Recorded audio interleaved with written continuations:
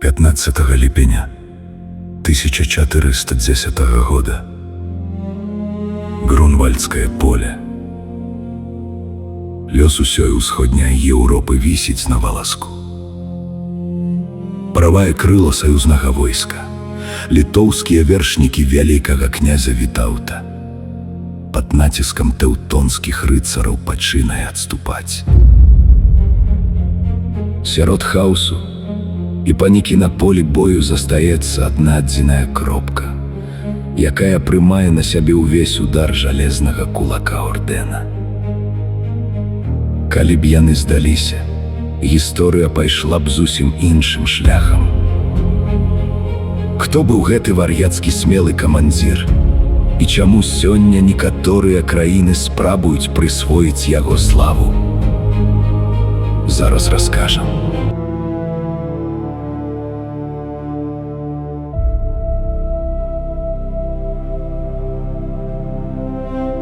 Знаёмцеся, гэта Лугвін, у хрышчэнні Сямён, родны брат польскага караля. Ягайлы стрыечны брат кіраўніка Літвы Вітаўта, сын легендарнага Альгерда. Ён быў удзельным князем Мсціслаўскім менавіта яму. Вітаўт даверыў камандаванне 3 стратэгічнымі харугвамі: Мсціслаўскай, Аршанскай і Смаленскай. Гэтыя воіны былі прафесіяналамі, загартаванымі ў памежных сутычках, і менавіта ім наканавана было стаць жалезнай сцяной Грунвальда.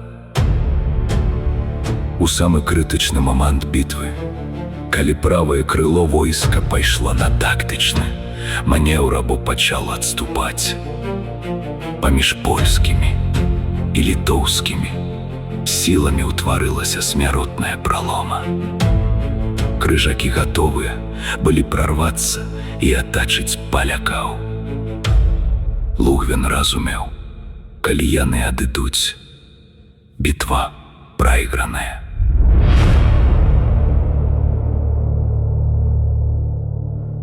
Тры харугвы прынялі ўдар на сябе. Гэта была сапраўдная мясарубка. Храніст Ян Лугаш пазней напіша, што адзін з палкоў быў знішчаны цалкам. Воіны гінулі, але не адступалі ні на крок. Яны выйгралі каштоўны час. Палякі змаглі перагрупавацца, а Вітаўт вярнуць свае сілы на поле бою. Перамога была вырваная з лап смерці. А зараз самае цікавае, вакол чаго сёння ламаюцца дзіды ў інтэрнэце. Некаторыя сучасныя гісторыкі любяць гучна заяўляць: «Грунвальд спаслі рускія палкі!» Пры гэтым робіцца намёк, што гэта былі нейкія асобныя войскі з тэрыторыі сучаснай Расіі. Але ці так гэта? Давайце уключым логіку і паглядзім на факты. На 1410 год і Мсціслаў, Орша і Смаленск ужо даўно былі афіцыйнай і неад'емнай часткай вялікага княства літоўскага. Жаўнеры Лугвена былі грамадзянамі Літвы, падпарадкоўваліся Вітаўту і абаранялі сваю дзяржаву. Чаму ж тагачасныя хронікі называюць іх рускімі? У сярэднявеччы гэта азначала не дзяржаўную прыналежнасць, а веру і рэгіён. Руссю ў ВКЛ звалі праваслаўныя землі сучаснай Беларусі і Украіны. Жыхароў тагачаснай Масквы ў нашых краях называлі маскавітамі, і маскоўскае княства наогул не мела дачынення да Грунвальда. Атрымліваецца, што харугвы Лугвіна былі рускімі паводле тагачаснага этнасу.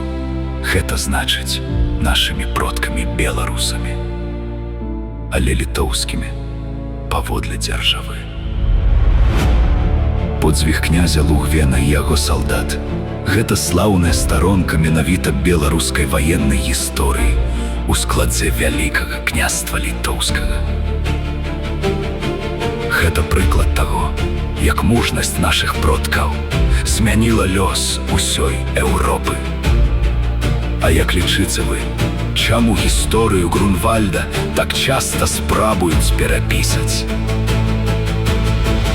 Пішыце сваё меркаванне ў каментарах, стаўце лайки, падпісвайцеся на канал, каб ведаць праўду пра наша мінулае. До сустрэчы!